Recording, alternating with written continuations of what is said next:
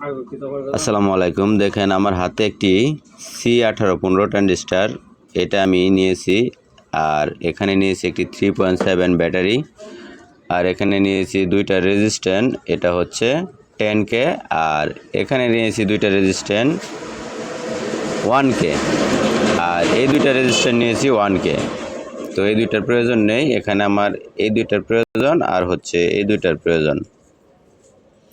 তো এখন এই ম্যাটেরিয়ালগুলি দিয়ে আমি কি তৈরি করব আপনারা অবশ্যই বুঝতে পারেন নাই।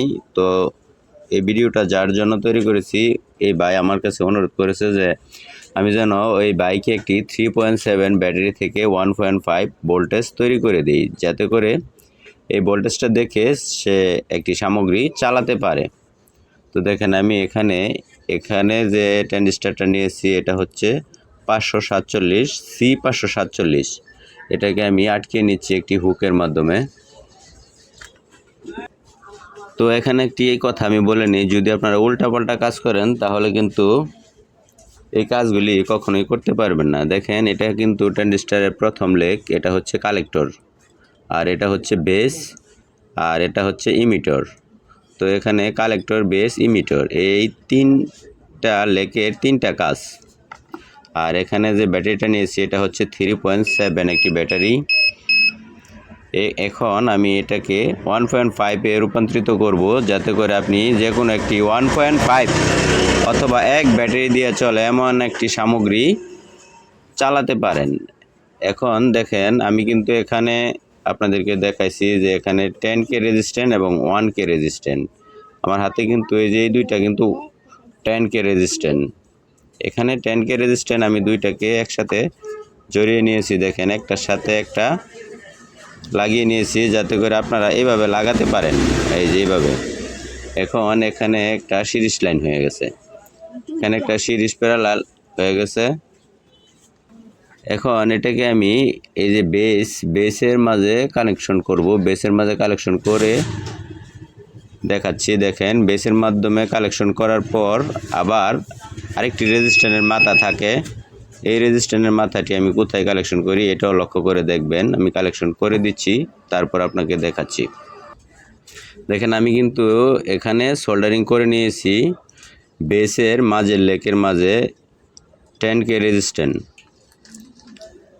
রেজিস্ট্যান্টটি লেকের মাঝে সোল্ডারিং করে নিয়েছি দুই রেজিস্ট্যান্টের মাঝের অংশ। এখন আপনি এই রেজিস্ট্যান্টের যে মাথার অংশটা থাকে এটাকে কালেক্টরের সাথে জুড়ে দিবেন। এই যে এই পিনটা কালেক্টর, এই কালেক্টরের সাথে এই লেগটা জুড়ে দিবেন। তো এটা জুড়ে দিলে কিন্তু আপনার এখানে যে লাইনটা হবে এটা আমি দেখাচ্ছি। এখন কিন্তু আমি রেজিস্ট্যান্টের কালেক্টরের সংযোগটি দিয়ে দিচ্ছি। এখন আমি এখানে ব্যবহার করব পজিটিভ লাইন। এই যে দেখেন এটা হচ্ছে 3.7 ব্যাটারি, এখানে আমি ব্যবহার করব সরাসরি পজিটিভ লাইন। পজিটিভ লাইনটি ব্যবহার করলে কি বেরিয়ে আসে আপনারা অবশ্যই বুঝতে পারবেন এবং দেখতে পারবেন। ভোল্টেজ কিন্তু আপনার 1.5 এর প্রয়োজন।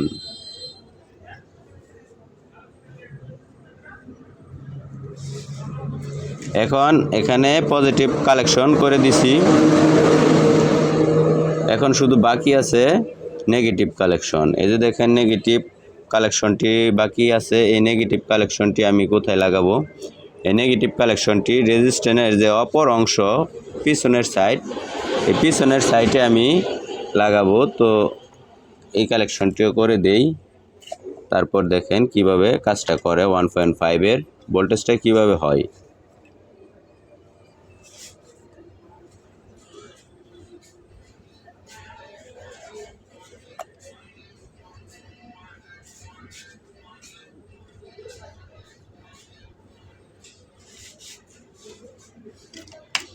এখন কিন্তু আমার সম্পূর্ণ নেগেটিভ পজিটিভ কালেকশন করা শেষ এবং ট্রানজিস্টরও লাগানো